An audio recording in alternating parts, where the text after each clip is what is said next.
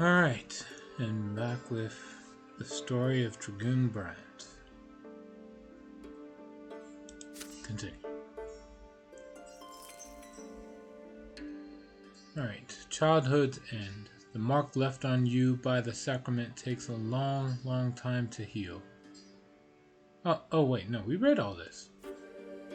Yeah, this is right after the sacrament was over.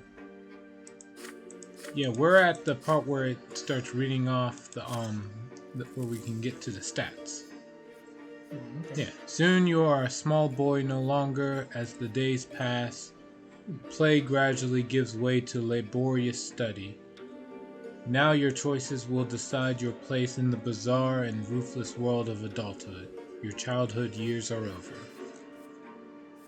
So we went through the birth, the brother and sister sacraments, Nathan's birth, grandfather's return. You got the event beyond, the fencing lesson, and the event nobleman's sacrament. We did not get the enlightened destiny. No, insight, which can only be given from her having a high perception. Oh, okay.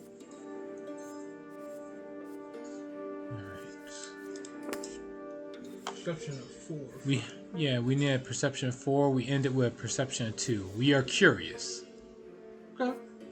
We are resolute and determined with our determination. With our willpower, we are ready for action. And we have 1 death.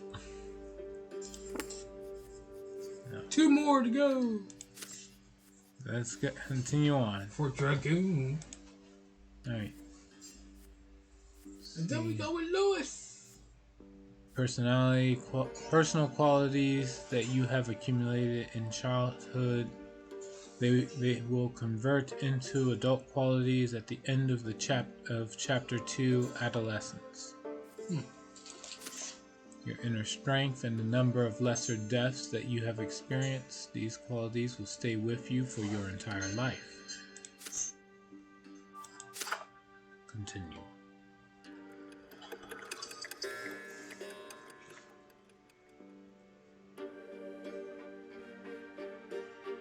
Alright. Adolescence. I was growing up fast.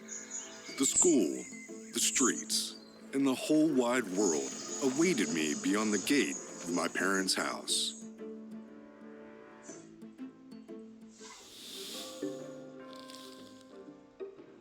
Alright. Chapter 2, Adolescence.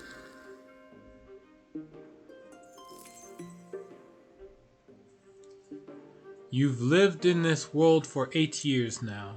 As you grow older, life grows more complex. The world of your childhood was limited to your house and family, but now that realm is expanding.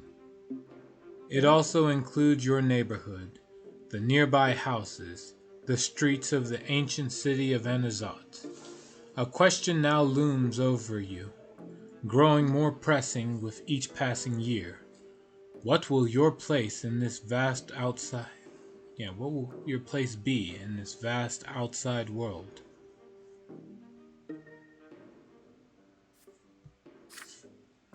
Few people in the blessed Archnean Empire trouble themselves with this question.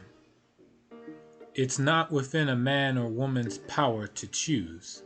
Their destiny is predetermined by their birth and those who bore them. And yet, your peculiar birth has granted you a choice. Your father is a man of nobility, a worthy example in matters of duty and honor. Your mother is a commoner of lowly estate, humility and patience made flesh. And your sky is ablaze day and night with the light of the shining pillar, the beacon of the clergy. Your back bears the mark of the lash. Will you accept the drudgery and suffering that is the lot of the lowborn for your entire life? No. Or will you follow in the footsteps of your father and your father's father, and fight for the right to serve the empire as a noble of the mantle? Perhaps you will. Perhaps. Okay, I think this is a misspelling. It says perhaps will you, but I'm pretty sure it means perhaps you will. Right. So perhaps you will follow the twin god's word and offer spiritual guidance to others. The answer lies out there in that vast, terrifying world. What awaits you beyond the walls of your home?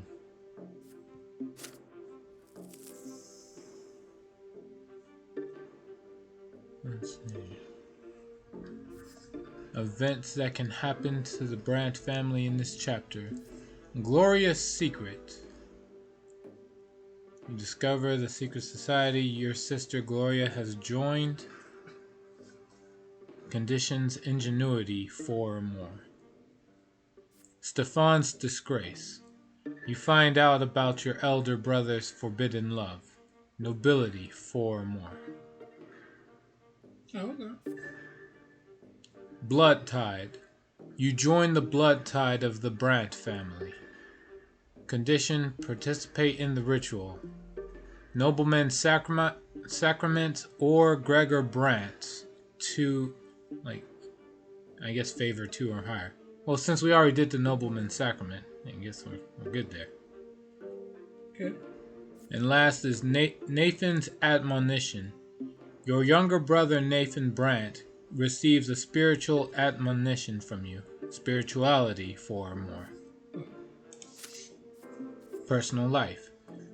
Events in the personal life of the hero that can happen in this chapter. Matters of the heart. You experience your first romantic feelings. Conditions: meet a girl. Okay. Revelation of the tree. You experience a revelation by the sacred silver tree. Conditions: an epiphany. And experience the revelation. Cool. Wait, wasn't that the destiny I was supposed to have? No. No, that's insight. Yeah. So I need to have an epiphany of some kind.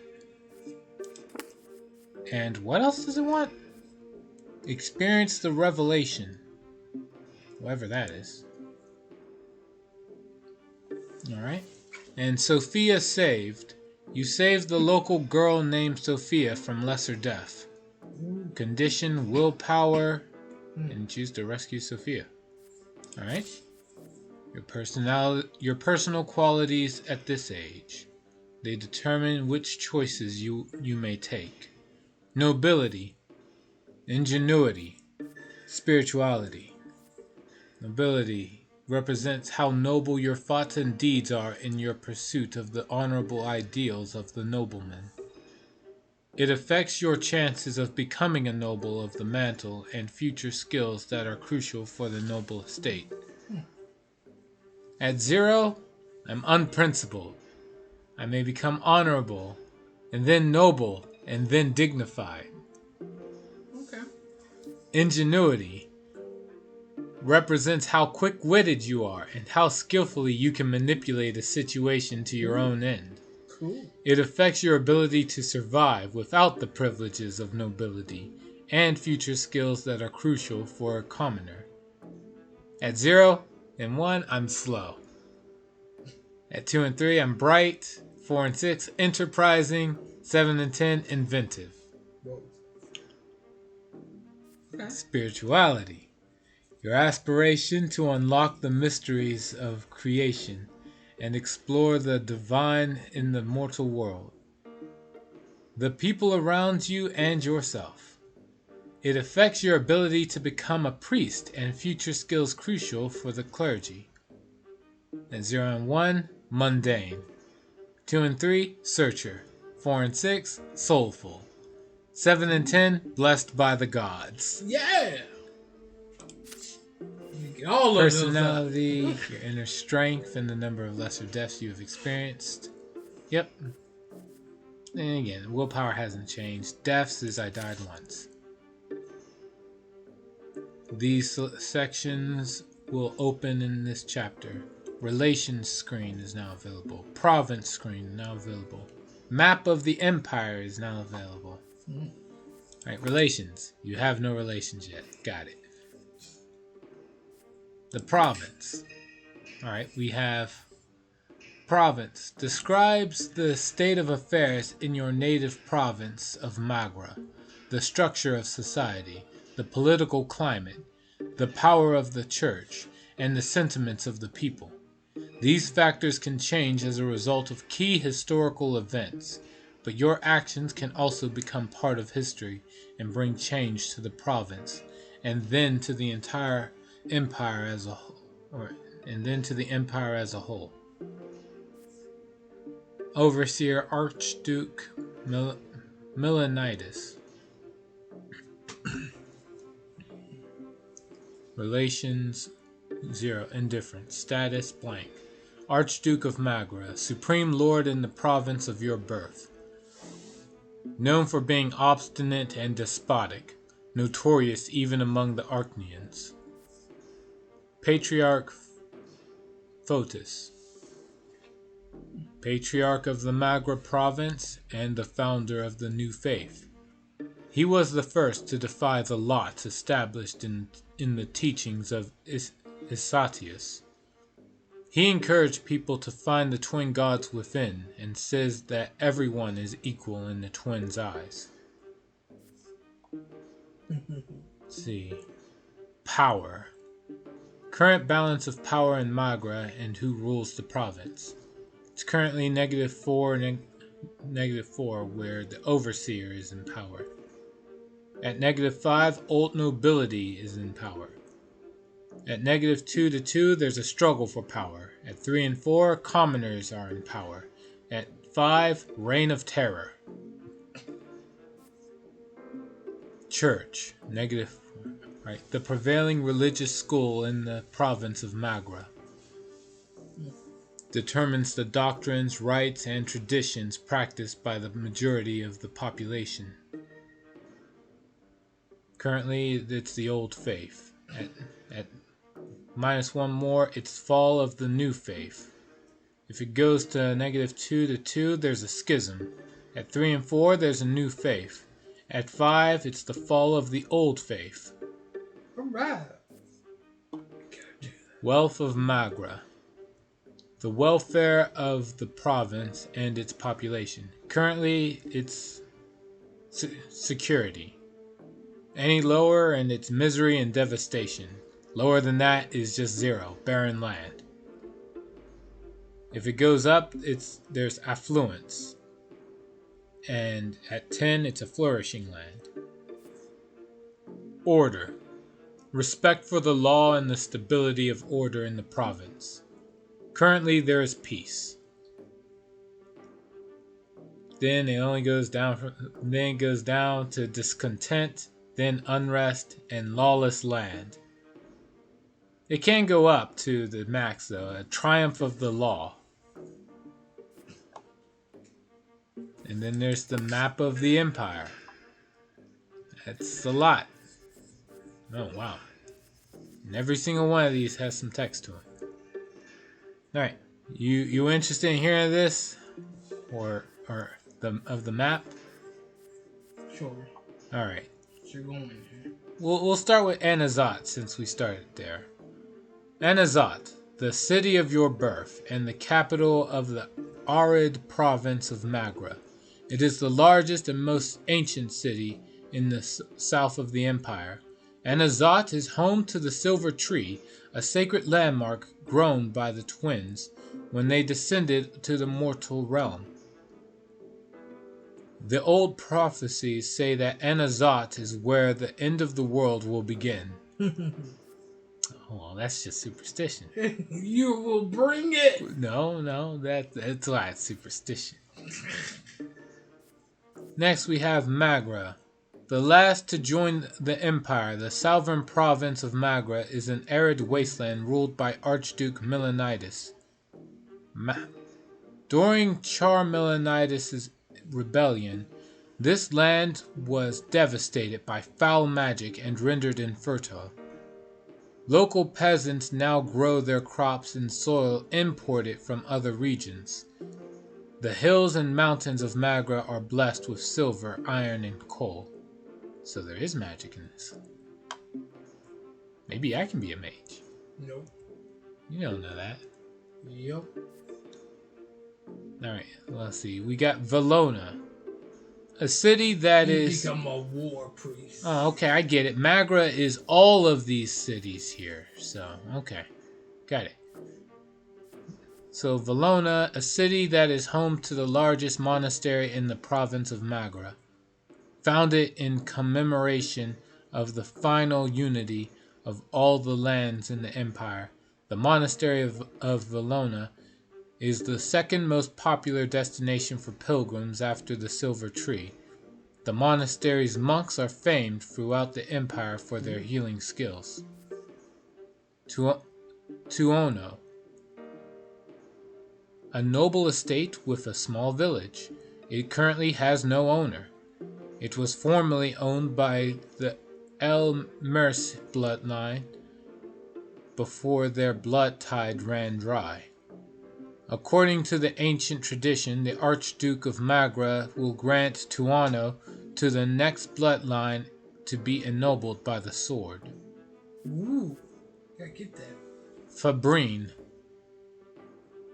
the second largest city in Magra and a place of industry. Fabrine was the original capital of the province before the appearance of the Silver Tree.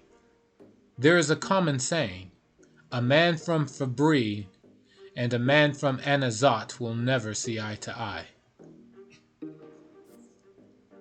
Inuri, the headquarters of Imperial Overseer Gaius Tempest, Castle Inuri itself, as well as the village around it and the adjacent tracts of land, belonged to the Melanitis dynasty until Gaius Tempest was appointed the province's overseer in the Archduke's stead. Thanks to this vast farmland nourished with imported fertile soil, Castle Inuri grows its own provisions and maintains independence from the rest of Magra. Solmina, a large prosperous village in the east of Magra. It has accrued considerable wealth thanks to the numerous silver mines in the nearby hills. Many Solminan commoners have grown rich and joined the new faith.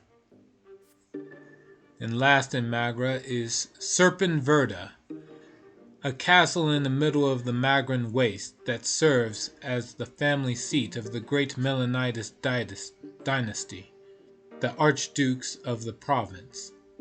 It is the most impregnable and well-defended fortress in the south. And that's it for everything from Magra.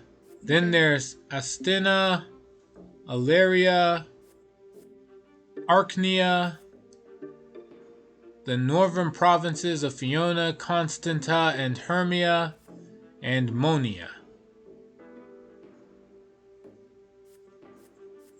Which of these? It really doesn't matter. But we're in Scotland. Oh, Scotland. I don't think Scotland had twin gods. And It did. No, stop. You ever- This thing has its own history, and they're not trying to take. So leave it alone. And don't like that one guy. Don't try to stop trying to link pop culture other references to my Lord fantasy.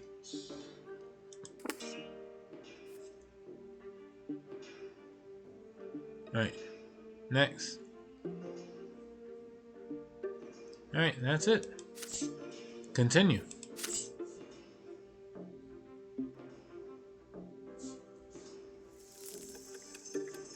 Adolescence, 8 years.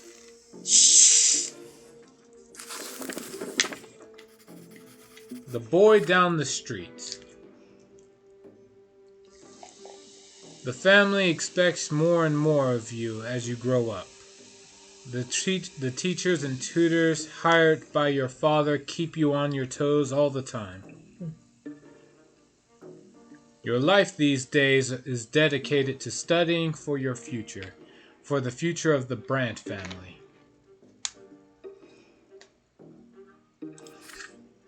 Your younger brother Nathan keeps growing up too. He can hold a conversation now. You never refuse him when he comes to play, provided you have a bit of free time between your demanding lessons. It is a rainy day today. Father and mother have gone to a ball, and they left Nathan in your care.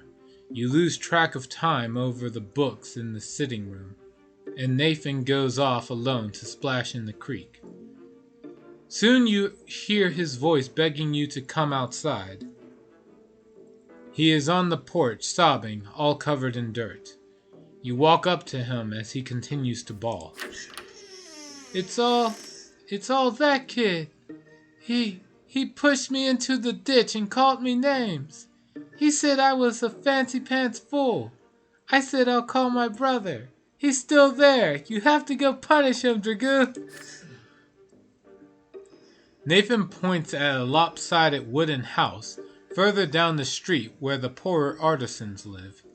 You see two boys lingering there on the porch. They are clearly both commoners, but far from poor. One of them is almost as tall as Nathan, and he frowns in a funny way, just like him. The other looks older, almost your age, but he is more broad-shouldered and taller. His name is Thomas. You've heard it before. There, Dragoon, that's him! Nathan points at the younger boy and hides behind your back. Thomas grins and rolls up his sleeves to reveal strong forearms. He must have been helping his father with manual labor for quite some time. Listen up, rich boys. Oh, what kind of accent shit? Let's see. What kind of voice should I give him? That posh voice. You ever heard of with a British snob? That would be your character right now. Consider where he's at. Alright, let's see. Listen up, rich boys. We don't give a damn about you or your friendship. We don't let nobody call our home a stinking rat hole. Your little brother earned his ditch dive. Maybe next time he'll dress normal and stop picking fights with people who can throw him in the mud. Your hands clench into fists before you react. Nathan called them names first. No wonder they did the same. That's how it goes. But pushing your brother into a ditch is too much. Thomas stands tall and confident. He sees no threat in you. You are ready to get ready for a fight when you feel a tug on your sleeve. You turn your head to see Nathan, the one who started the whole mess. What do you do? Come at Thomas and give him a beating. Say your brother is to blame. Resolve the matter peacefully, or, since we unlocked it, listen to your brother first. Relations, the conditions met. Nathan Brante is grateful because we saved him earlier. Listen. Nathan keeps tugging on your sleeve. It seems he has something important to tell you.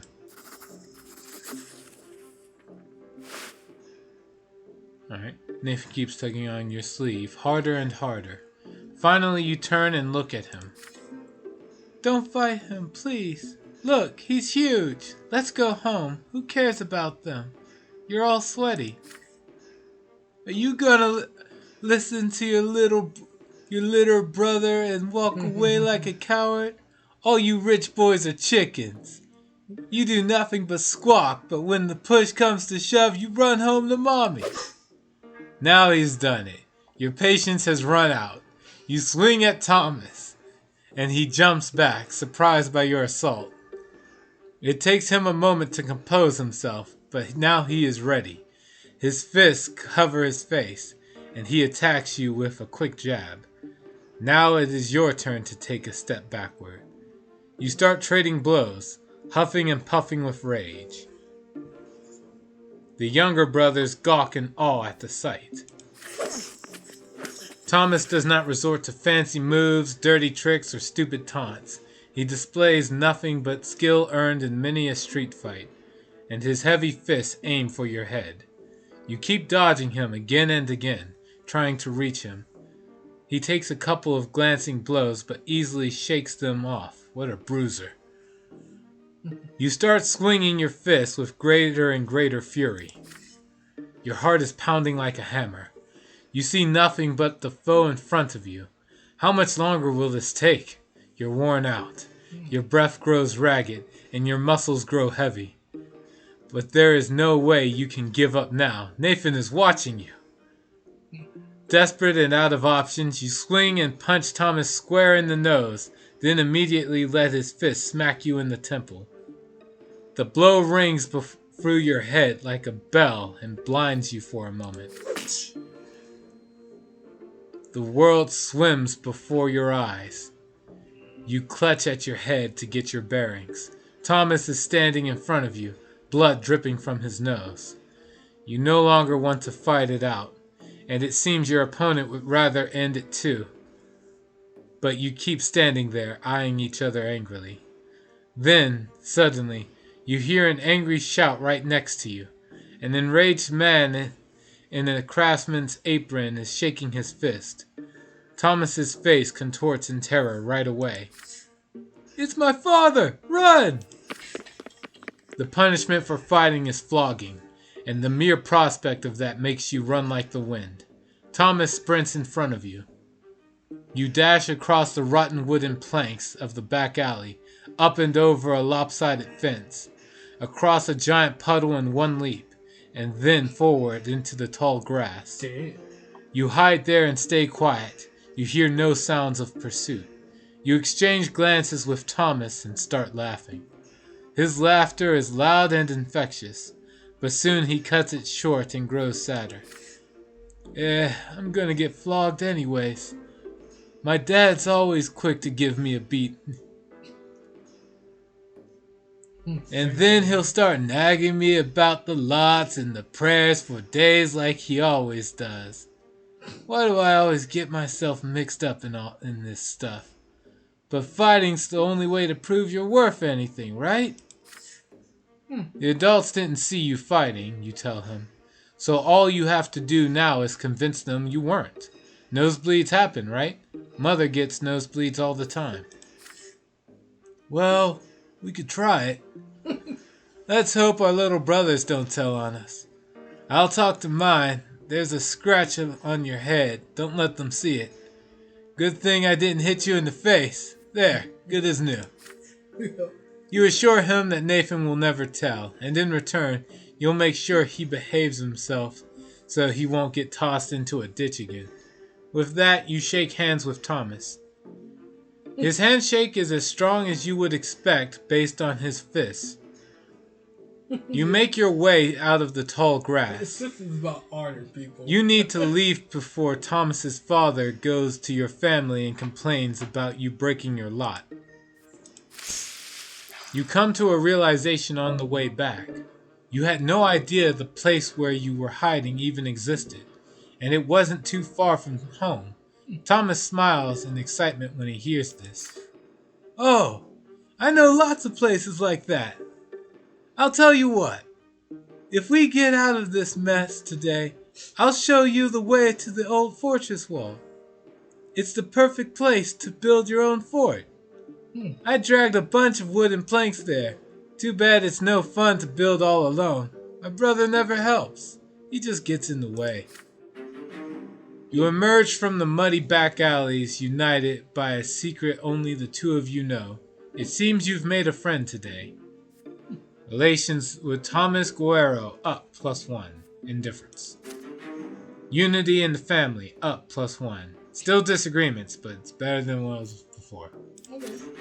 Full of power. Gain 10 willpower. Alright. I need it. Yo! The face grandpa. I am a noble, for I am noble. Excalibur.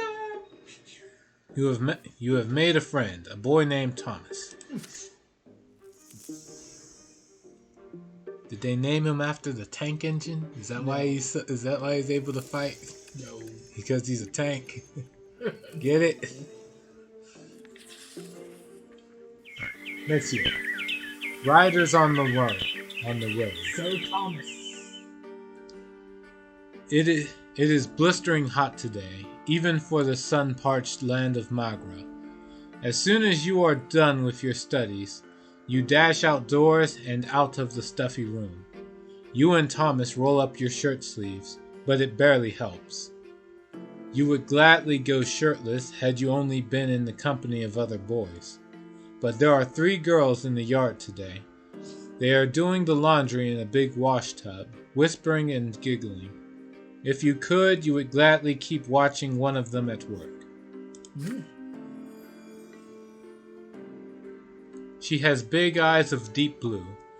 Her dark hair is braided, and her plain gray dress is mended and patched all over. Her name is Sophia. She throws her head back a little when she laughs. The rays of the sun are reflected in her eyes. You, Thomas, and the other boys keep telling silly stories, anything to make her laugh. Sophia, you sure love telling tall tales, Dragoon. Oh, I remember this one time. But then Sophia hears a voice calling her home. She nods to you and runs across the street smiling. Her light steps carry her forward, but her eyes are looking elsewhere. But then a stone on the road catches her foot. She stumbles and falls flat into the dust. The street starts shaking from the thundering of hooves. Riders appear on the road from around the corner. They bear a coat of arms you recognize right away, a sable, serpent blade upon a field of vert.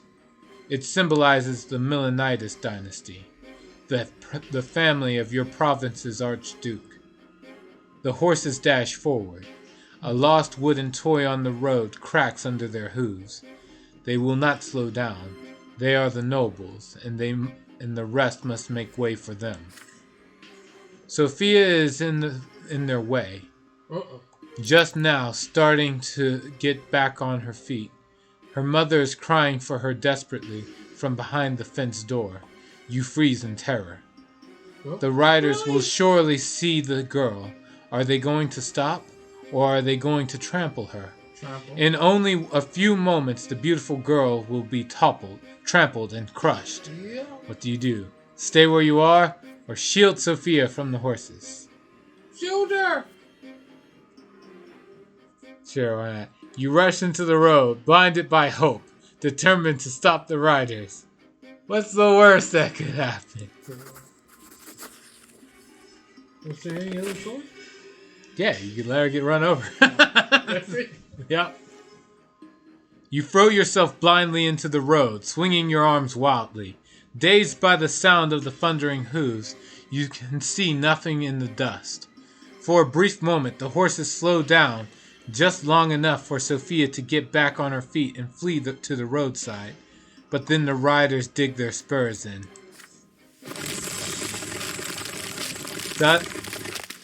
Dozens of hooves knock you off your feet and roll across your body. Your bones crack, break, and crumble. Your ears are ripped apart by the thundering rhythm of the ride. Your innards are pulverized. The last thing you remember is the sound of your own skull caving in. Well, there we go.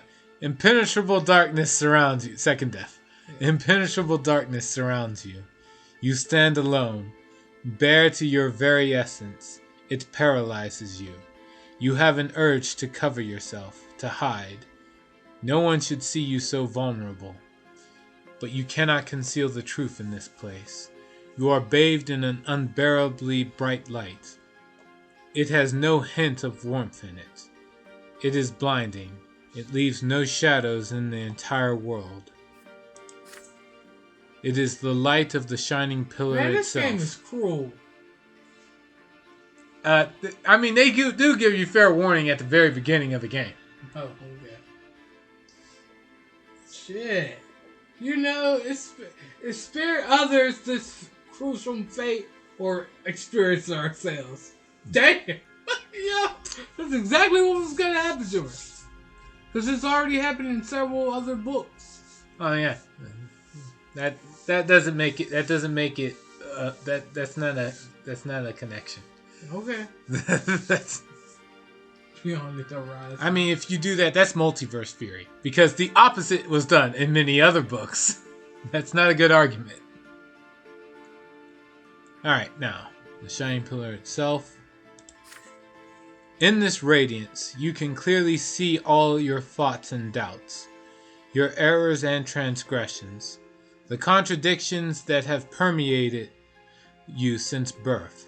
They cover you from head to toe, like rough gray tatters, but they melt away in this light. You are naked. You feel liberated and whole. It is as though all the wounds and cracks in your soul have been healed, making it the way it should be. It is as though the scales have fallen from your eyes. You see the true shapes of things now.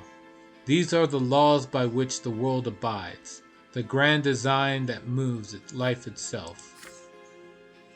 You tread a path that is barely visible in the blinding light giving shape to everything. In this light, you see the infinite complexity of the world, from the tiniest leaf to the enormity of the empire. And this world maintains its balance by virtue of the law that was embedded in it during the act of creation. Ahead of you, two figures are waiting on the path. They are gigantic, many times taller than a man. The elder holds a lash, the younger a sword. The younger gazes at you sternly, coldly. You kneel obediently before him and lower your head. The god raises his sword above you. This is divine retribution. There is no law without it, nor can there be. Every action has consequences. This is what shapes the world, making its very existence possible. In this moment, beneath the gaze of the merciless God, you comprehend the law that binds the entire world together. Which manifestation of the law will you live by? So which manifestation of the law and will you live by? Empire, lot, family, cause, yourself, or against the law? Empire. Is this not the ultimate manifestation of the law, the great and incredibly sophisticated mode of existence of all people? Lot. Your destiny is your own manifestation of the divine law. Or family. It is the law that has been with you since the day you were born. Your family is a model of the world, a tiny universe, and it belongs to you just as you belong in it.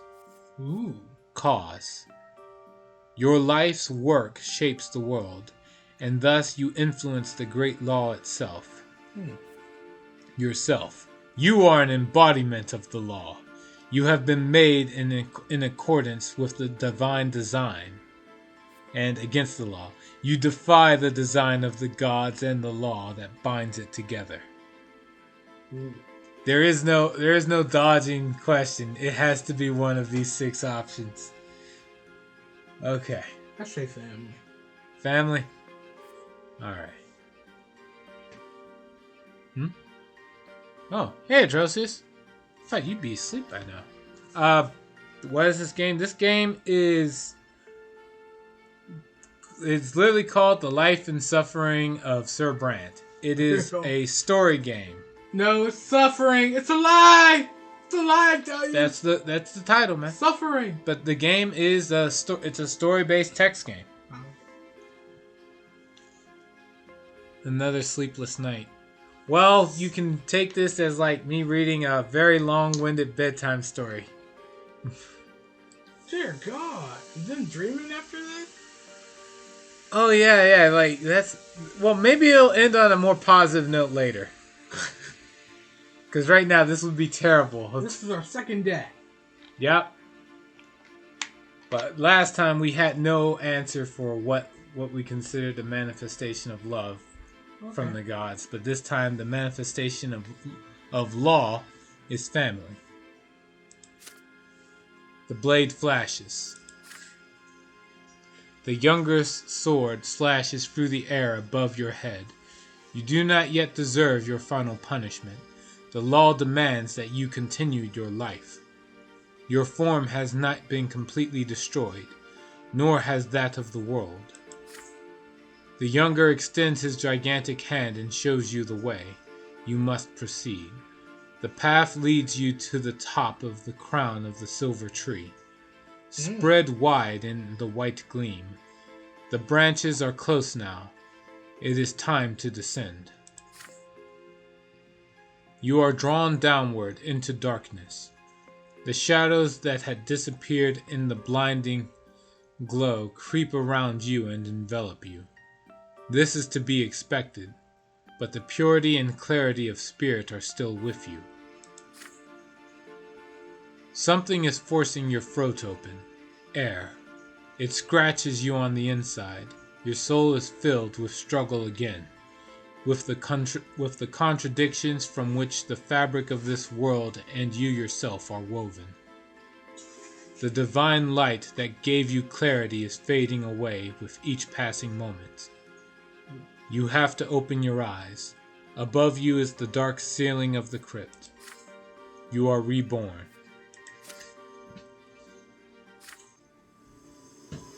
Then you can feel again. You sense your body, head, arms, and legs. The light fades around you, obedient before a will that is stronger than you. You return to the world. Such is the law of the twins. You will return to the world until the time of your true death, and in this world you will have a body with which to feel pain and suffering and pleasure. You smell a sickly, moist odor. You open your eyes and see the figures of mother and father in the gloom of the family crypt, speaking to each other quietly. They stop as soon as they hear you gasp. Mother runs to you and locks you in an embrace as father wraps you in his cloak. Neither of them says a word as they lead you out to the surface and back home. You've met a terrible end, my son. You were trampled by those horses. Don't be so careless ever again. The lives you were granted by the twin gods are not to be wasted so recklessly.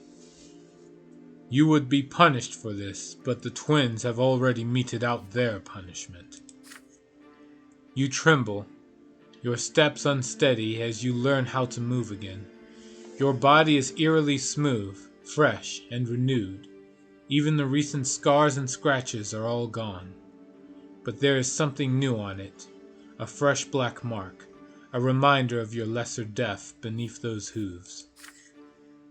Remember that, by the twins' mercy, we are all given enough time in this world. Should you die before your time, you will be brought back by their grace. For 3 times they will rescue you from a terrible fate, but the 4th death is true and final for all. Yeah. Every loss of a life we were granted at our birth is a heavy blow to us, but the gods told us not to mourn a lesser death, and so we will humbly accept this and move on.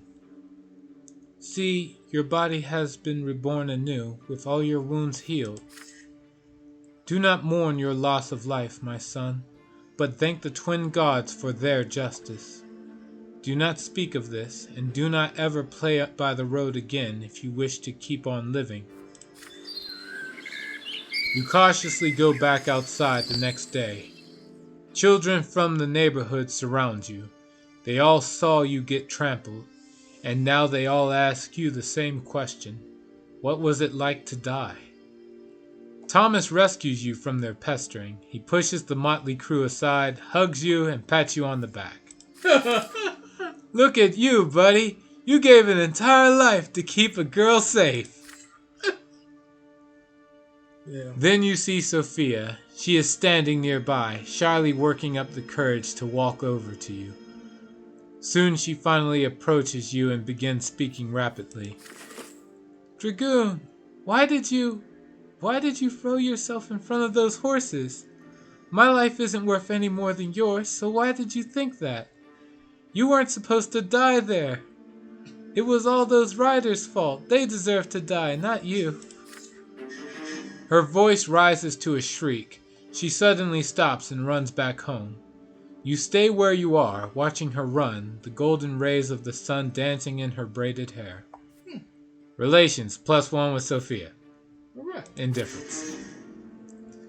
And because we died, nobility up 1, ingenuity up 1, spirituality up 1, Yo! willpower down by 5. Damn. And deaths died twice. Oh. Let's see. You know, we got one more freebie, one more extra life. Here it comes.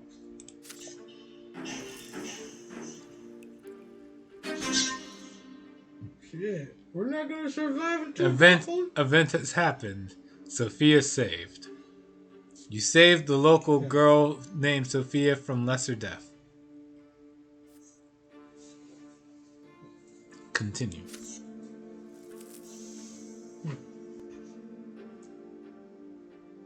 Okay.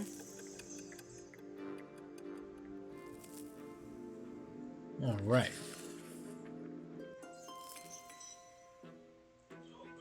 Let's see. Year 1128, fall. Soil and gunpowder. Sophia disappeared after the terrible incident with the horses. Her friends gossiped that her parents sent her off to serve a rich noble dynasty. You haven't seen each other since that day, but you still remember Sophia's eyes, the sunlight shining in them. But no matter what, life goes on. You are 10 years old now. Your studies continue, and you are learning more about the land you live in. Anazat is an ancient city in an imperial province by the name of Magra. All soil in Magra was turned to ash eons ago, scorched by magic during the rebellion of Duke Char Milanides. The magical arts are all but gone now, but the scorched earth has remained barren and infertile ever since. Since then, the entire province has lain barren, tormented by cold and scorching winds in equal measure, with few precious plants taking root on their own. All fertile land in Magra is bought elsewhere and brought here by an endless caravan of carts and carriages. To pay for food and soil, the cities of Magra became skilled in many trades, primarily mining and digging for metals and stone. Last fall there was an explosion just outside the city, followed by clouds of thick smoke. The first such incident frightened the citizens, but then explosions and smoke became an everyday occurrence. Soon everyone grew used to it. Father explains that the miners are using a new invention called gunpowder. It makes it easier for them to reach the precious stones and metals buried deep within the earth. Then one day a thunderous explosion rocks the city, and black, billowing smoke covers the houses. People are stuck in their homes, all windows tightly shut. The air is impossible to breathe. Nathan coughs all the time. Gloria and you cough only when nobody is watching. If Mother hears it, she'll make you inhale those hot herbal vapors just like Nathan. It takes 2 days for the black smoke to disperse. People pour out onto the streets to meet their friends. Thomas is eager to share everything he knows about this incident with you. They took lots of burnt up people to the city temple. Mom told me she was helping the healers. There are many rumors. Some claim it was the work of a beast stirred from its slumber, while others say it's the surviving witches that continue to threaten the order in the empire with their accursed powers. But as for you, you patiently wait for Father to come back home, and then you'll ask him about it. Father spends day and night working at the prefecture while Mother spends all her time in prayer. It takes a full week for Father to finally come home, and he's almost completely spent. You muster enough courage during dinner to ask him what happened outside the city. Father raises his head, his face a bleak, wary mask, and starts muttering his proclamation. It's almost as if he doesn't see you. It's the mine outside the city. They were trying to get to a vein of ore, but there was an explosion. The mine caved in, and the black smoke started flowing. Many workers died there. It was all because Count El Velasco, who owns the mines, wanted them to start mining that vein before they were ready. Some of the workers weren't even reborn. Perhaps the twins thought their final time had come. The prefecture has been inundated with complaints from families that have lost their breadwinners, asking the judges for help. Many people also lost their cattle to the black smoke. Count El Velasco blames gunpowder for the disaster. The prefecture and the newspaper just repeat whatever he says. But it's plain old greed and tyranny of noblemen that are to blame. Why is the welfare of our province always paid for with commoners' lives? Then, without warning, he grows silent again. You keep thinking about it for days. Can a human life really end so easily? A single moment of bad luck and you die, only to re-emerge from the temple or the family crypt with a new black mark on your arm. Or worse, you remain where you fell, dead, never to be reborn again, ever. Peace has gone down by one. Order has gone down by one. We're still in peacetime somehow. The wealth of Magra, however, has gone up by one. We are now in affluence.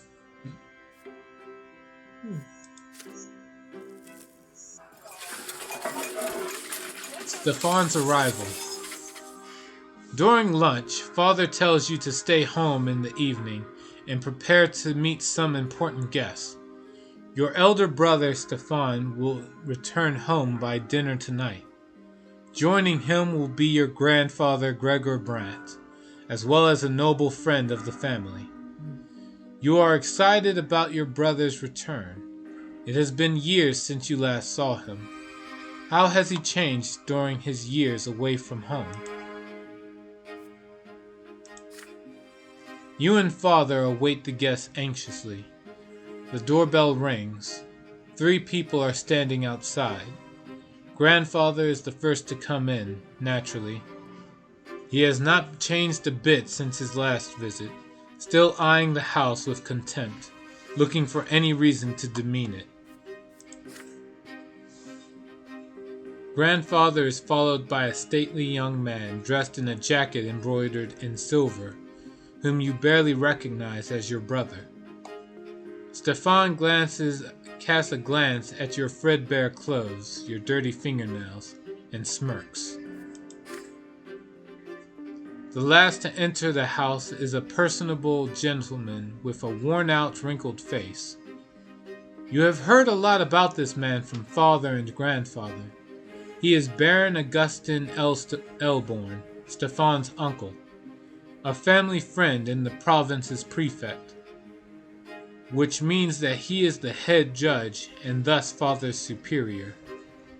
Sir Elborn smiles lightly and offers you his hand. And this must be your younger son Dragoon, yes? You have your father's eyes, young man. Father bows slightly to Grandfather and Sir Elborn. But there is a moment of quiet when Stefan's turn comes. Father reaches out to him awkwardly, expecting an embrace. There is a question in Stefan's eyes as he looks at Grandfather. The old man shakes his head almost imperceptibly.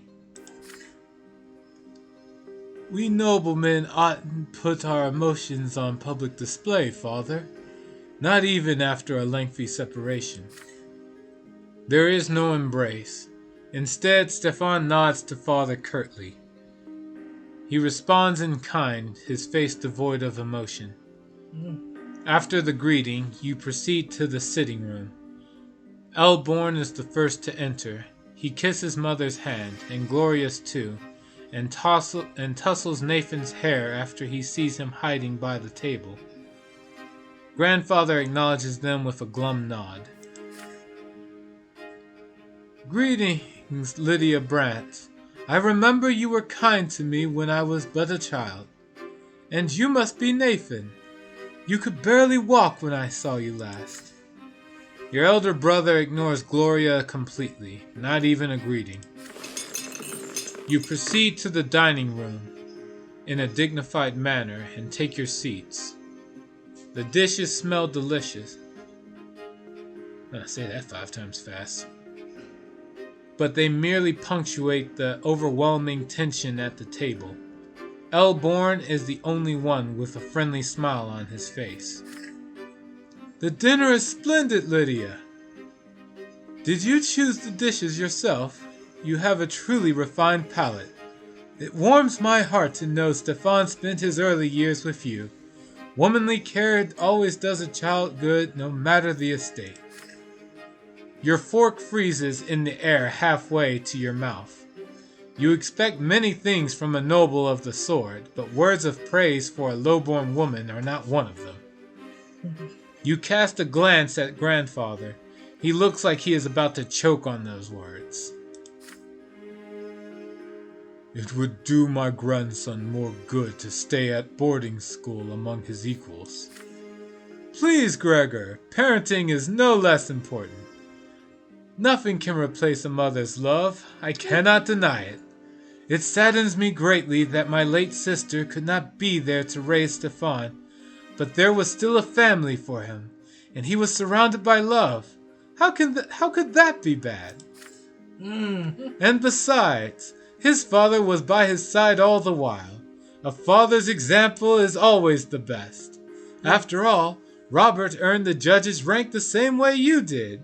Your grandson will surely follow in your footsteps. And who knows? Perhaps even the younger men of the Brante family will contribute to the... You clumsy low-born cretin! Everybody is startled by this sudden outburst. Grandfather's face turns red. He is glaring at a young lady servant holding a pitcher over a glass. Stefan is sitting right next to her, dabbing a napkin on a fresh stain on his jacket. Begone this instant! The lady servant runs away, leaving the pitcher on a small table by the door. After a quiet moment, Elborn smiles again. It appears the servants have left us, yet dinner is far from over. Worry not, uncle. There are enough commoners at this table to keep us served with food and drink. Stefan glares at Gloria across the table. She is sitting right next to you. She shrinks down and hunches over under his gaze. Father furrows his brows. Mother covers her mouth with trembling hands. Grandfather sneers.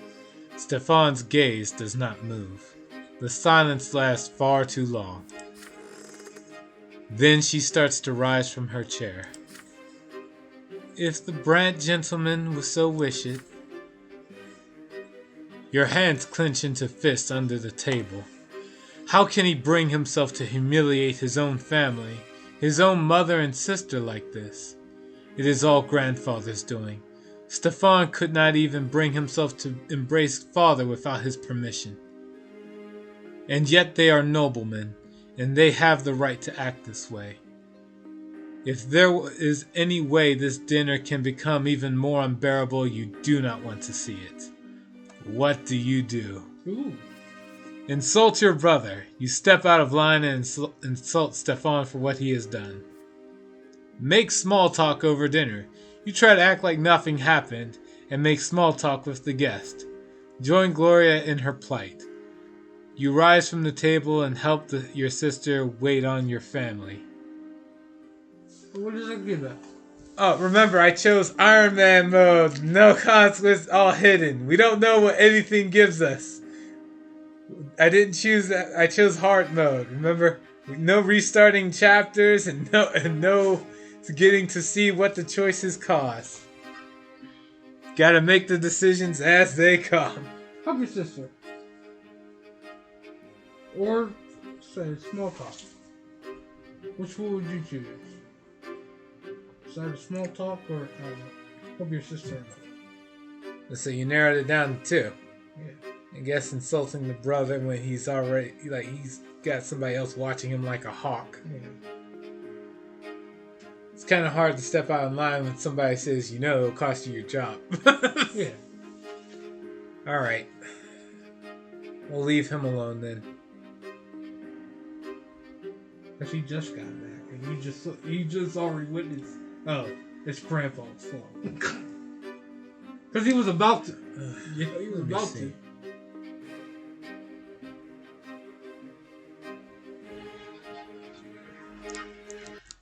What to do? Is anyone even watching here? Yeah, there's people here. Wow. Okay. Help your sister! Demon Noble, help! Or just be like, talk to everybody. Oh, let's make jokes of everybody. Make small talk over dinner while they... And you ask us why we dislike nobles. But it's good to be a noble! This is a different setting. Noble Blade! We're gonna get Blade's glory. Yeah! We're gonna go beyond. Hold on. Alright, so... We're gonna be lords! Lords, I tell you! Lords! It's gonna be either join Gloria or small talk. Alright. Jester! Okay. Guess. Or be the hero. I'm gonna flip a coin. Damn. Heads. For what? I don't know. Exactly. don't just call heads. Alright, hold on. It's a double-headed coin. Heads, we make small talk over dinner. Alright, it's small talk. Tails, we go join Gloria in her plight. You already called it.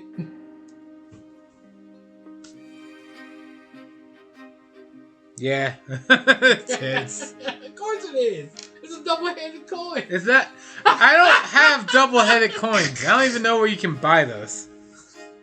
Oh, never mind. I know where you can buy them. The internet. You can buy anything on the internet. Yeah. But I don't have one. Sure, okay. Right. Make small talk over dinner. What happens? Moving stiffly, Gloria takes the wine pitcher and starts refilling the glasses. You turn away from your sister, eager to distract yourself from her presence somehow. So you ask Sir Elborn how you may contribute to the family legacy. He turns to you, clearly relieved. Your eagerness to support the family betrays your noble bearing, young man. It is simple. Always remember that you are a Brante. Your family has a path of its own. You must follow in the footsteps of your father and grandfather and learn the judge's trade. You keep asking questions about the life and duty of a nobleman, trying not to look as Gloria continues serving the table. Sir Elborn is eager to explain. A nobleman must always live with honor in mind, but the imperial law stands higher.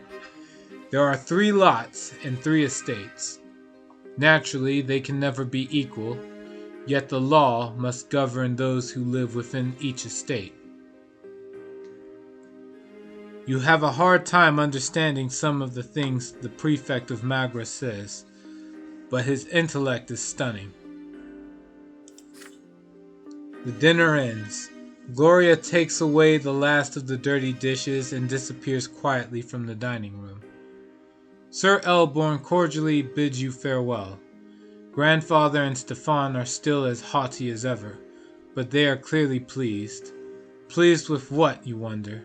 The dinner or Gloria's humiliation? Then you go to sleep. Your sister is sobbing in the next room, loud enough that you can hear. Gregor Brandt, relations +1. Nobility +1. We are now honorable somehow. Oh, damn. Ugh. Woo! What the hell is honor worth? At what Everything. cost? You're a stone. You gotta be a heart of stone. Yo, that's messed up.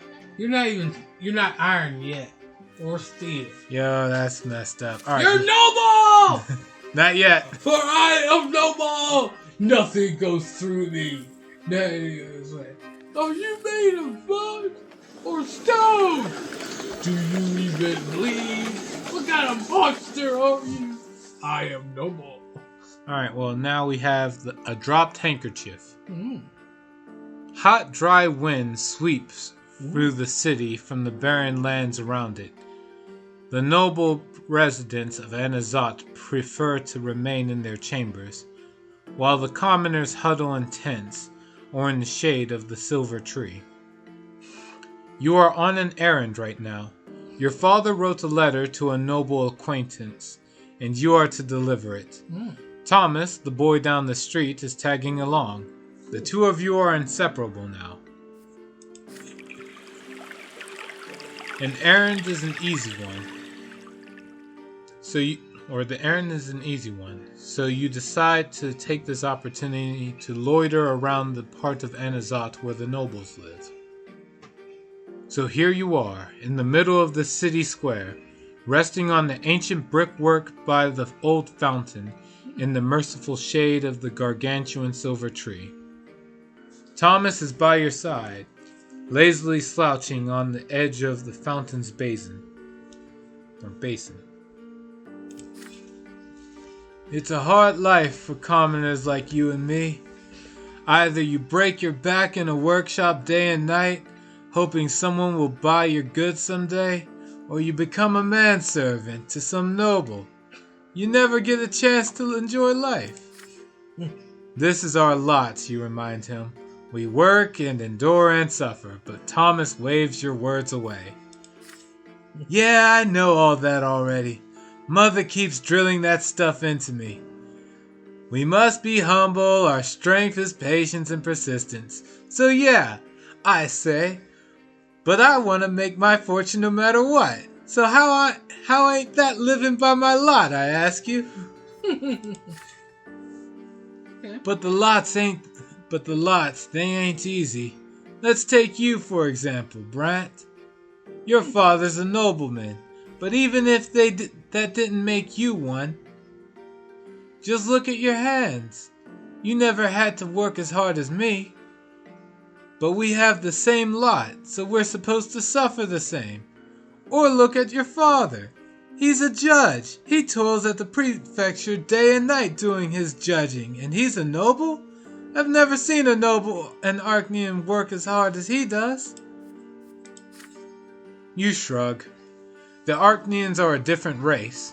The books say they were born to rule over humans. They are never commoners, always nobles of the sword by birth. They founded the empire after subduing all the human kingdoms on the continent. Humans will never be their equals. Archneans are always better, smarter, stronger, and their skin is a noble shade of blue. What the fuck? If the books are to be believed, of course. You have never seen one yourself. And because the artwork in this game is all black and white, we never will see them in that way. Your idle chatter is suddenly interrupted by a rugged-looking guardsman dressed in black and green. Well, that side effect is Golium Silver, drunken by the wells. Again, magic, gods, other races, like this is not Earth. Stop. Okay. Literally. But there are people. You're just saying people don't die twice and come back from the dead. Like. They do in a game. They don't in real life, so stop using real life as your connection here. All right, maybe this is all a moving dream. on. We are moving on. All right. Your idle chatter is suddenly interrupted by a rugged-looking guardsman, dressed in black and green. He chases you away from the fountain.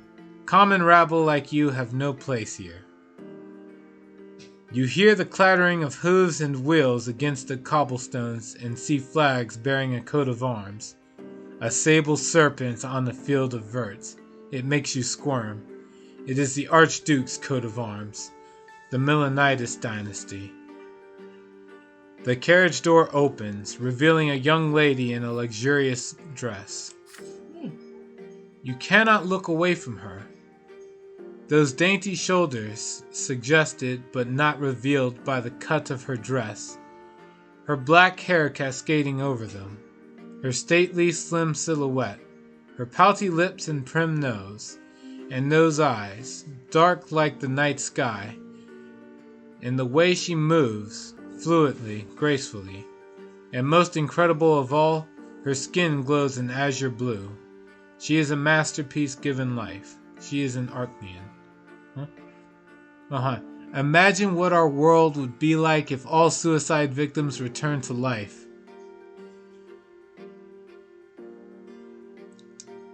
Yeah, that would be something.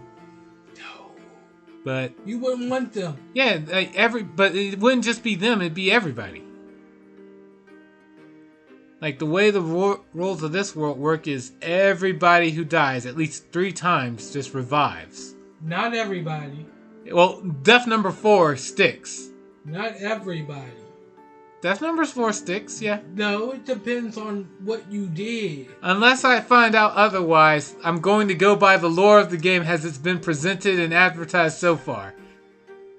So, 4 times. Otherwise, it would have been game over twice now. Alright. Octavia Milanitis. Clear the way for me. The Milanitis guardsmen work quickly to clear the way to the fountain for the Archnean lady. The searing sun dances on her skin in bizarre patterns. With one elegant motion, she reveals a handkerchief, then leans over the basin and wipes her head and neck with its cool water. Well, I'll be. That's Octavia Milanitis, our Archduke's own daughter. The Archnean turns away and proceeds gracefully back to her carriage. You see something slip out of her hand and fall into the cobblestone right next to you. Her handkerchief. It is right there by your feet. Intricate craftsmanship, expensive woven fabric, delicately decorated with emerald filigree. Your heart skips a beat. Will you dare draw the beautiful Archnean's attention in order to return her lost possession? Or would you rather not attempt to cross the chasm between you and her? What do you do? Give the handkerchief back to Octavia requires willpower. Damn. Stash the trophy. Quickly hide the trophy, planning to sell it later. Keep the handkerchief as a memento. You watch the Archnean lady depart, trying to burn her every movement into your memory. That's kind of creepy. What you gonna do? Hero.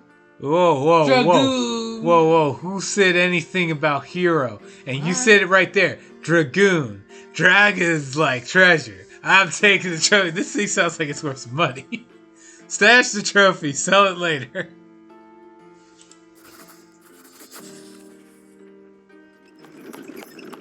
Octavia finishes her graceful return to the carriage. It takes off, and the carriage disappears from the square. Then you look at Thomas and show him the handkerchief you are holding. It's time to show him how to start earning that fortune. Your eyes single out a traveling peddler in the crowd. When you finally get his attention, you pull the splendid handkerchief from your pocket. The peddler smirks knowingly. Finders keepers, and the noble who lost it certainly won't be weeping over it.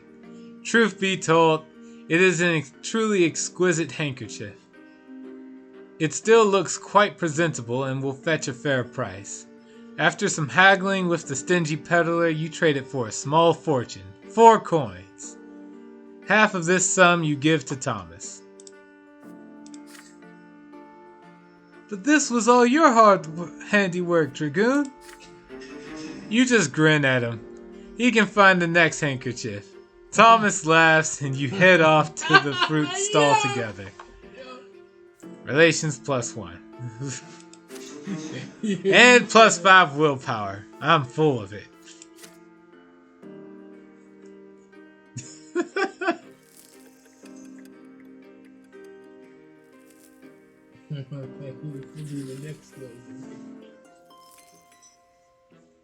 Alright. Year 1130, spring. The Quorum Decree. 12 years old now, you overhear an important conversation. It is a spring night, and Mother has just sent everyone to bed. You walk past Father's study and hear voices coming from beyond the door. Grandfather is yelling, and Father is replying quietly. The elder Brante men are fighting, arguing about the place of the commoners in the city. You sneak outside to avoid Mother's attention and hide next to the open window of the study. Perhaps they'll mention you too. That low-life idiot had the gall to pay me a visit and beg me for some service. He had the insolence to ask me outright. He thought I was going to support his claim for the chairman's seat in the lesser quorum. How dare he? Father, please listen. Mayor Egmont may be lowborn, but he carries a lot of clout in Magra. He owns 5 iron mines. A friend like him could be quite useful, should he become the chairman of the lesser quorum. I don't give a damn who this Egmont is, Robert. What he is, however, is lowborn. His lot is humility and obedience. The likes of him can never rule anything. They're nothing but a flock of sheep that need a firm, noble hand to guide them. I wasted so many years trying to quash that quorum decree. But that accursed Cornelius Tempest did everything in his power to make the Emperor sign that pathetic screed. And now even lowlifes can wield power. True power, Robert. Jesus. Just the right to discuss the size of the Archduke's tax. Nothing more. That is only the beginning. What's next? Are they going to arm the lowlifes now? Make them into judges? If the Empire rejects the foundations and the lots, the entire edifice will crumble. Yes. Bah, who am I telling this to? It is already crumbling, and you, my son and heir, are a harbinger of its destruction. Father, I'm begging you. I do not wish to marry a 3rd time. Lydia is a good wife and a dutiful mother to my children. If you would only allow her to... I will allow them nothing! Neither Egmont nor that freeloading wench of yours. What will you want me to do next? Live by the laws of the lowborn? I can already see where this is going, and I'd rather run my own sword through my gut than live in a country where nobles and lowlifes share the same rights. Oh shit! Well, you know, does that help you know this ain't this ain't current day. Shit. Right. How do you know? You're nowhere near a kingdom. I know it's not year 1130 spring. A different continent ruled by blue people. Fuck, man. Because we wanted to know. Well, that we are a different timeline. Got it. All right. My only dream. Still have blue people. Right. My only dream is to see the name of Brante in the blue book, but that dream will never come true. They will never call me Venerable L. Brante. And it's all because of this marriage of yours. My only hope now is to hear Stefan addressed in such a manner one day. Thank the twins I didn't let you ruin the boy. He's about to grow up a true nobleman. His children will bear the name of Brante. You have 2 more grandsons. Those spineless milksops from the common lot? They're incapable of anything. The best your middle son could do is sneak into the Imperial College and get ennobled by the mantle. Although I have grave doubts about even that. As for the downtrodden Nathan, I hold out no hope for him whatsoever. You hear grandfather's heavy footsteps, the thudding of his cane, and the slamming of the door. It's time to sneak back home before you're discovered. Power shifted. Overseer is still in power, but, if it gets to 5, it's a reign of terror. Alright, here we go. Okay, school begins. You started studying at the school of Sir Tibor and began to master the sciences. The science! Alright! You can be an optimist. A storm of expectations.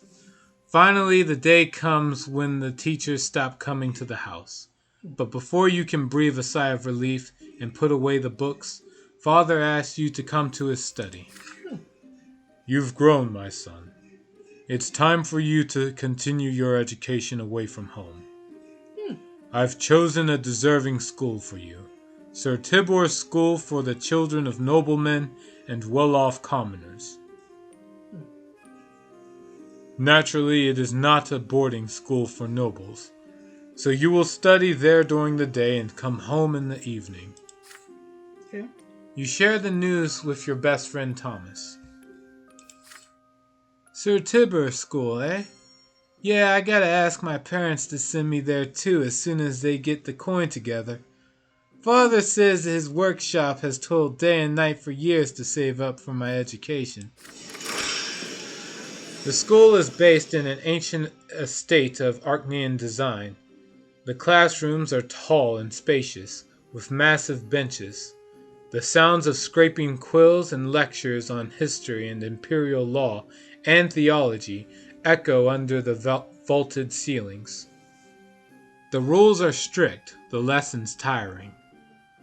Restless Thomas keeps getting distracted, and several times he gets his hand slapped with a stick for it. Every teacher demands flawless mastery of their subject. Every day, Father asks you about your studies.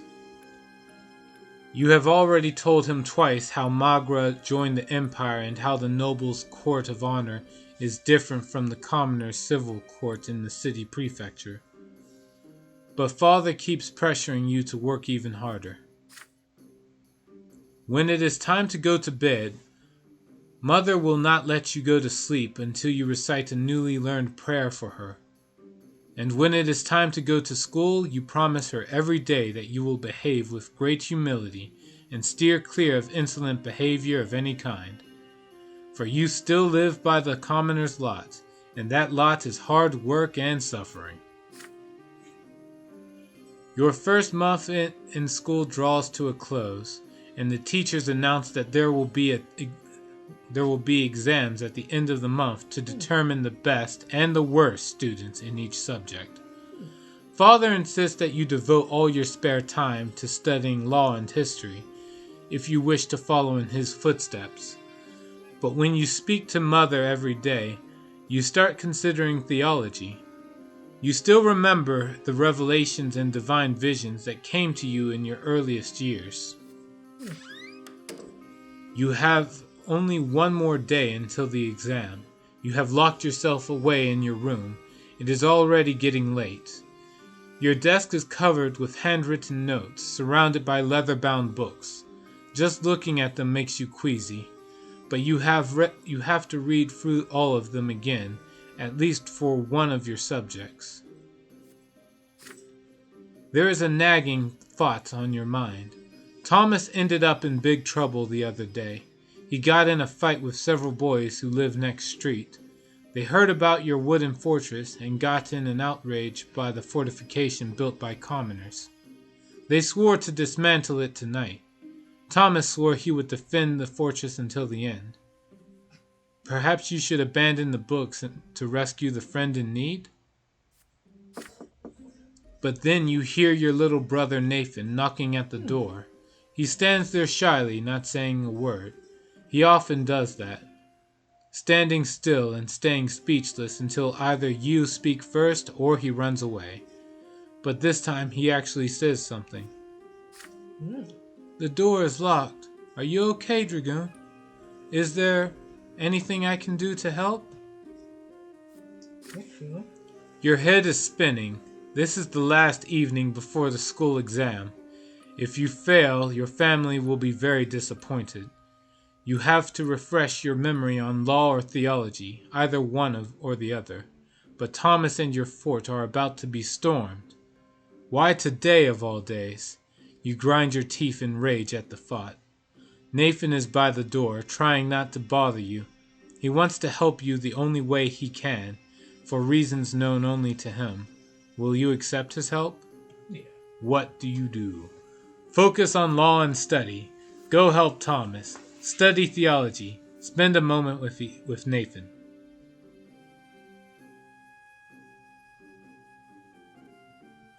What do you do? What does a dragoon do? What does a dragoon do in this situation? Does he make sure he gets into the places he needs to? Or helps the ally? Or have someone actually lead the next generation? I don't know what any of this is gonna do, so I gotta figure out. Alright. Let's see. I'm gonna pour me something to drink. Good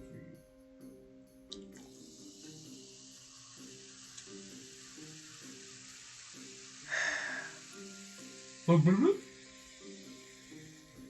I always have a glass of wine before victory. It's not wine. Wine doesn't bubble like this. Or can it? Yes, it does. Yeah, it's bubbling wine. Huh. Or bubbling grape juice. It's okay. I was shocked. Especially when after I had. Oh, damn. Alright, what should we do here? Let's see.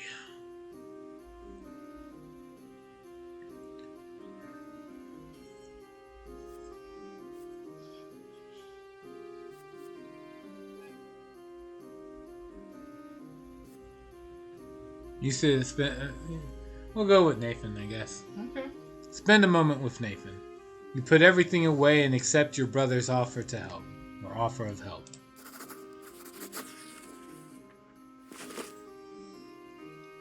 You cannot help but pay attention to your brother's quiet, weak voice. You push the books away. Nathan runs to you and wraps his arms around your legs. They should just leave you alone. I don't want you to get sick. Warmth emanates from his hands. You feel the burden of the responsibilities thrust upon you fall from your shoulders. At last you realize something. You can make your own decisions rather than submitting to the will of others. You laugh at this realization and feel a new spring in your step. Nathan laughs with you when he feels this. He takes your hand and pulls you outside. You've studied enough. You spend the rest of the evening playing with your little brother, teaching him how to build a watchtower out of wooden planks, sticks, and old rags behind the house. Nathan's success in construction leaves much to be desired, unlike his skill in covering himself with mud. Still, he is absolutely overjoyed. The morning comes. You barely have time to wake up before you are walking to the menacing edifice of the school. The entire day is a constant flow of questions demanding answers. You give satisfactory responses on law and history, although you are somewhat confused by the many technicalities and chronological orders. Your knowledge of the interpretation of the lots leaves much to be desired. Your parents are dissatisfied with your performance. You know that you could have worked harder. Still, you believe yesterday was not a waste. Relations with Nathan has gone up by 1. Willpower up by 10. Prepared for anything.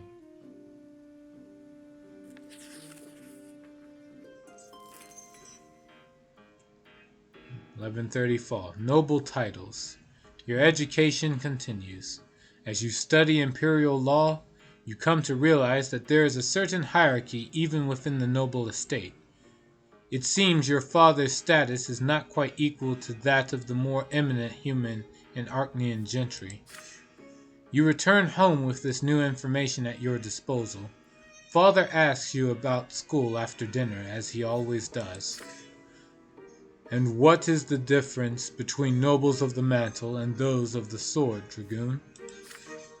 You already have an answer ready. The latter status is hereditary, meaning that it is passed down from father to son. After the Archneans, nobles of the sword are the most eminent humans in the empire. They own land and estates. They fill offices of the highest ranks, and the names of their bloodlines are preserved within the Great Blue Book. Nobility of the sword can only be granted only by the overseer of the province or the emperor himself. And how are such eminent people addressed? With the honorific L before their last name, you respond. Sir Augustin Elborn, for example. Father pats you on the shoulder, clearly pleased. And what about the Archneans and their status? What have you learned about them? The Archneans stand above all human gentry. They are born to rule over humans regardless of their titles. No L is required when addressing them. They need no honorifics, for the names of their ancient dynasties are known to all. Father nods somberly. Yes, we can never be their equals. Do whatever an Archnean tells you and never defy them, ever. And what about grandfather and me? Where do we stand as nobles? That is easy. Father and grandfather are nobles of the mantle. This title cannot be inherited, but it can be earned by any commoner as a reward for great service to the empire in the Legion, or as a civil servant. Father suddenly grows quiet and looks you in the eye intently. Yes, and someday you will earn a noble title too, son. All in due time.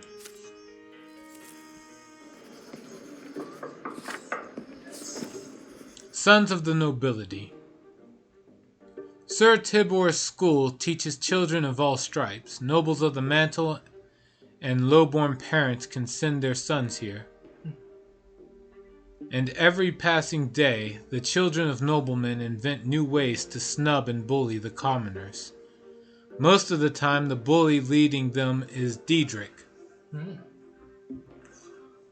the son of the secretary for the imperial chancellery, and a self-important slob.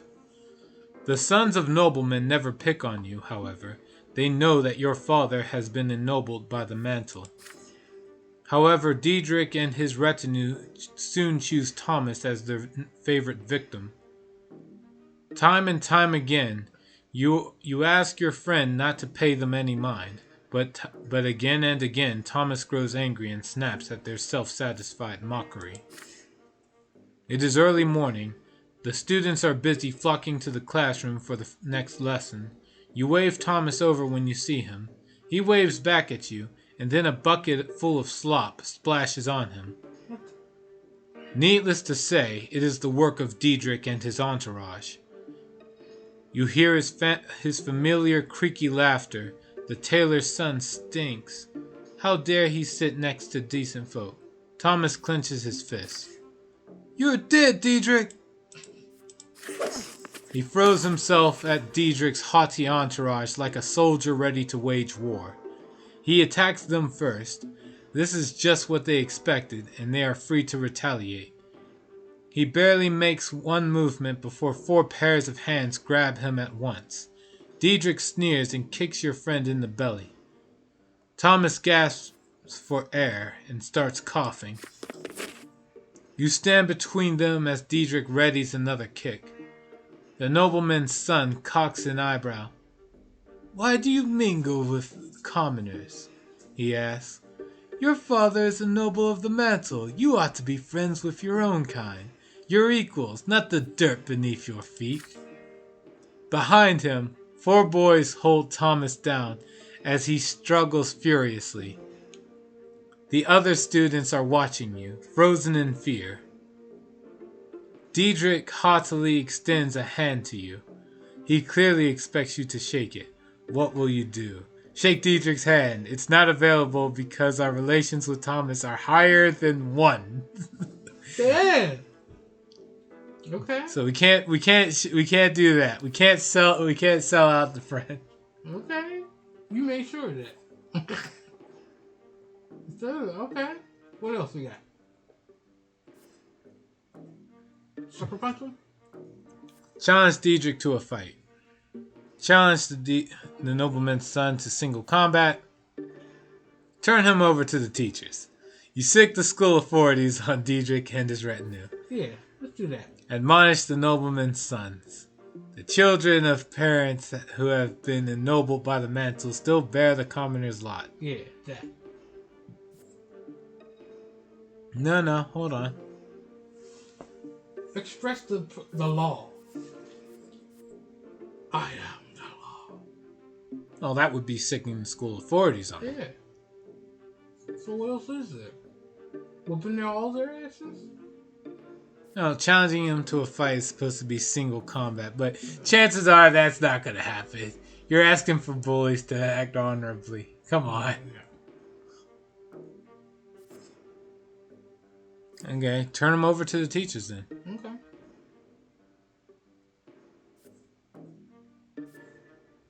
Or challenge him to a fight. Hold on.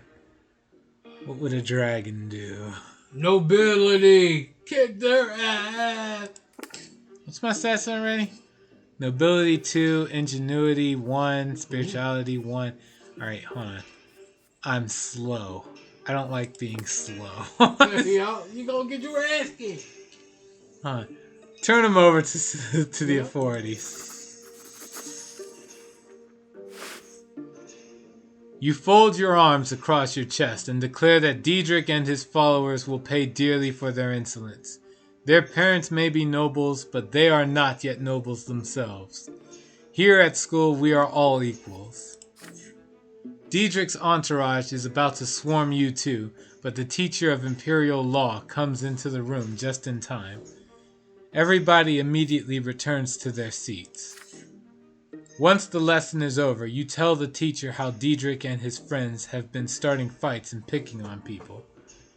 They are the children of nobles, yet not the nobles themselves, which means they are guilty of defying their lot and encouraging other students to do the same. The law teacher furrows his brow when he hears this. He assembles all the students and admonishes them.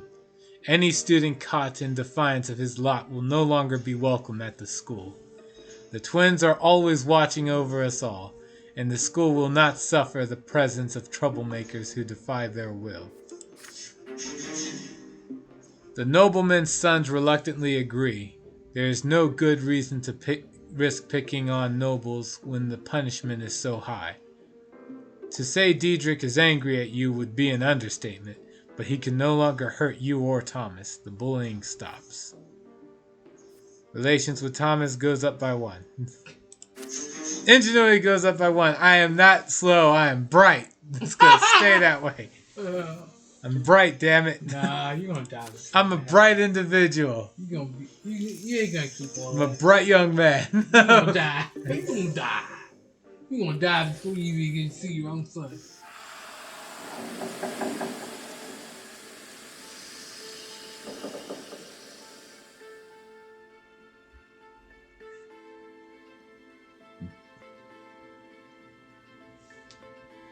Alright. The Silver Tree. Your theology teachers tell you more about Anazat. It is more than just a provincial capital. It is also a sacred place blessed by the gods. It is where the twin gods' first disciples spilled their blood, and from that blood grew the sacred silver tree. Its enormous foliage hangs over the city. You see its branches in the sky every day, but you have never approached the trunk of the tree yourself. Today you will... Oh my god. It's a misspelling. Today you be... It says this. Today you be taking... So I'm just gonna try to read this appropriately. Today you will be taking your first trip to the silver tree. Your class is visiting a service in the great temple by the tree's very roots. Thanks to your theology teacher, you and the other students will witness this landmark of the twins' advent up close. Everybody is excited.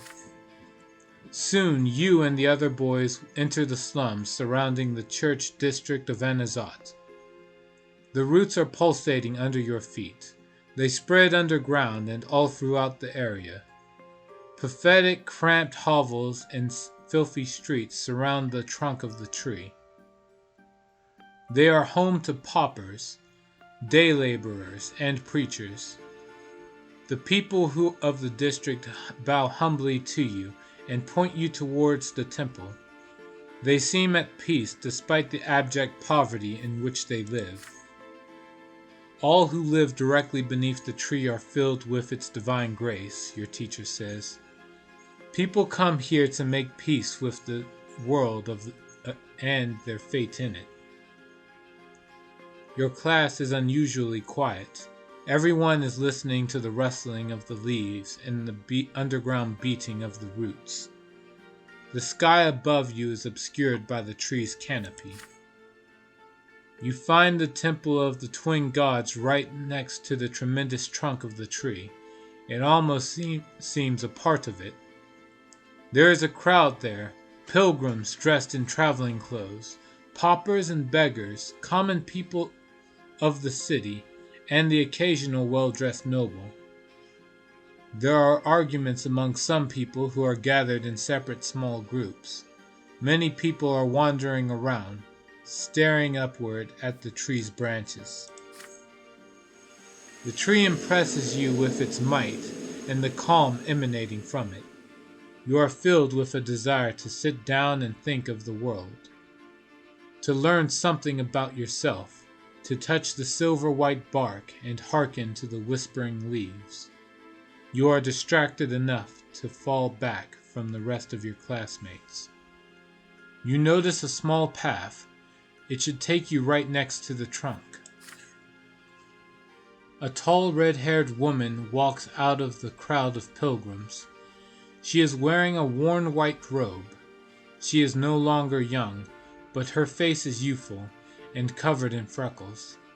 Her hands clutch a book. You have never seen this lady pilgrim before, yet she looks at you almost as if she has recognized a lifelong friend. She beckons to you and says her name, Matilda, a preacher from Astynia. Hold on.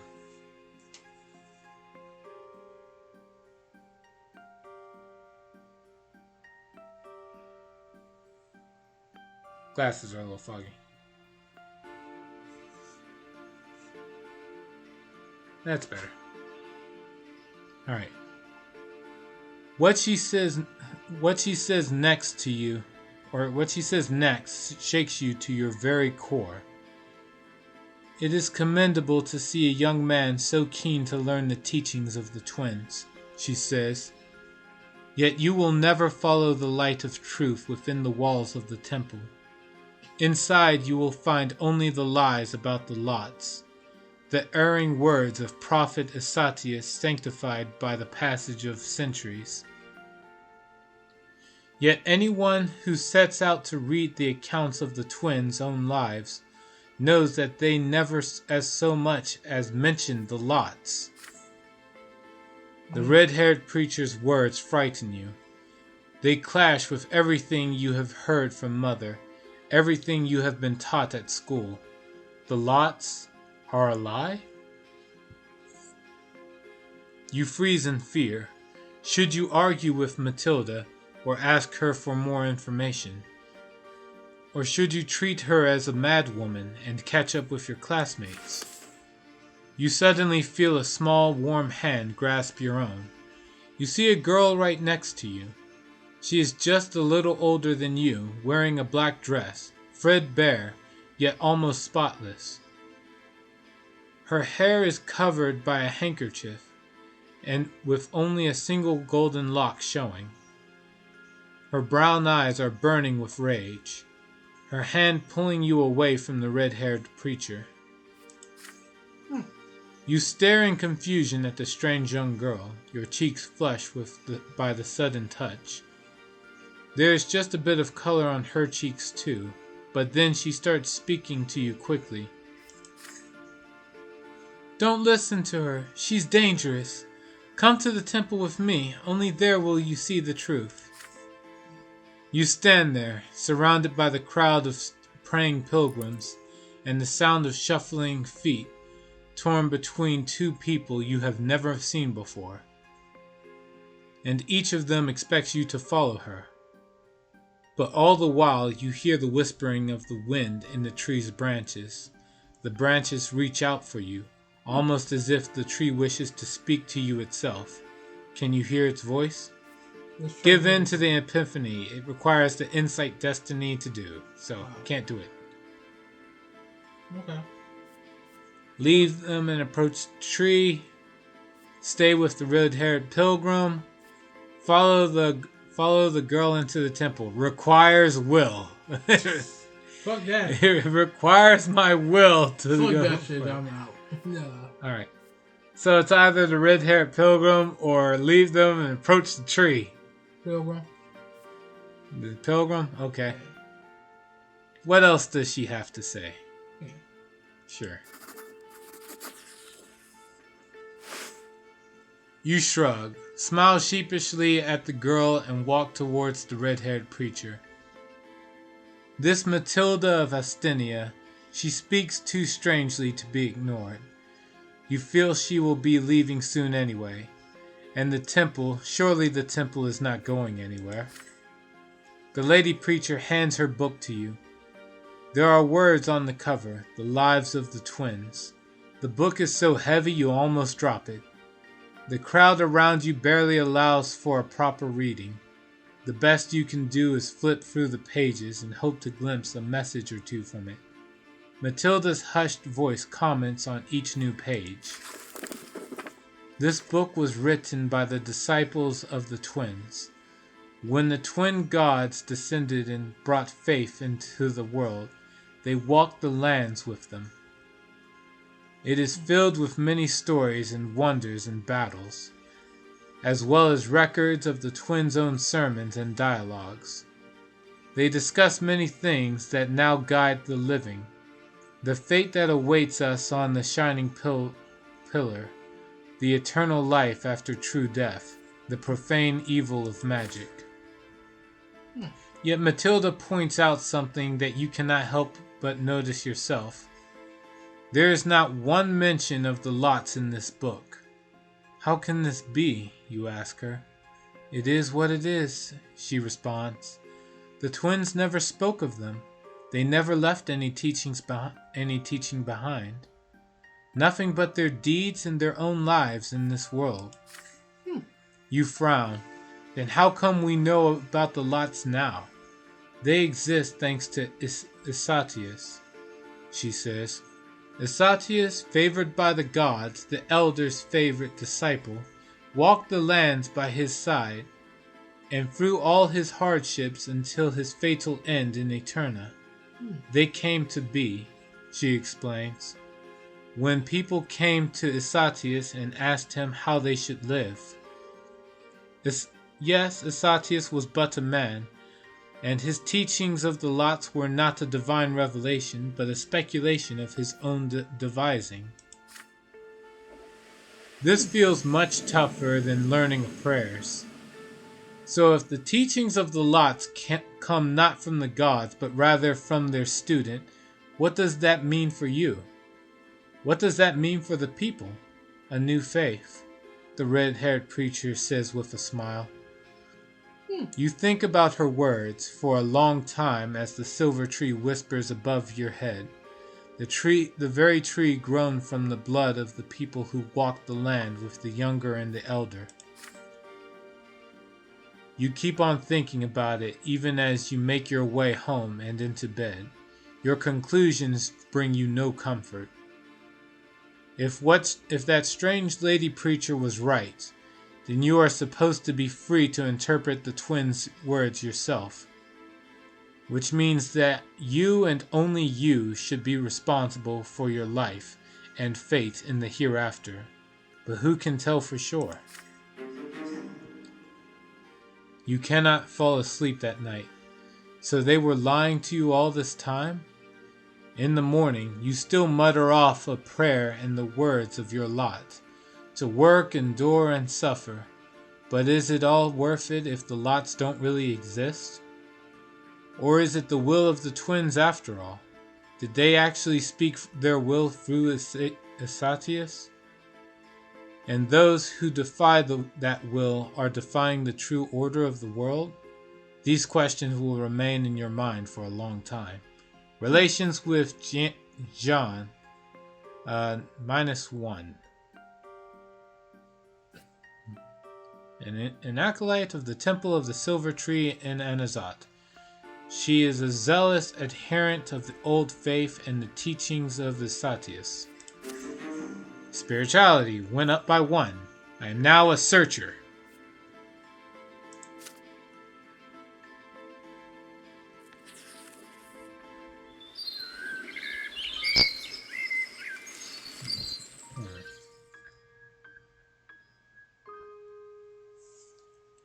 Shadows of the Past. Oh, this music sounds kind of somber. You know what? No, we're gonna stop here. It's getting late. All right, everybody who stopped by, I hope you have fun.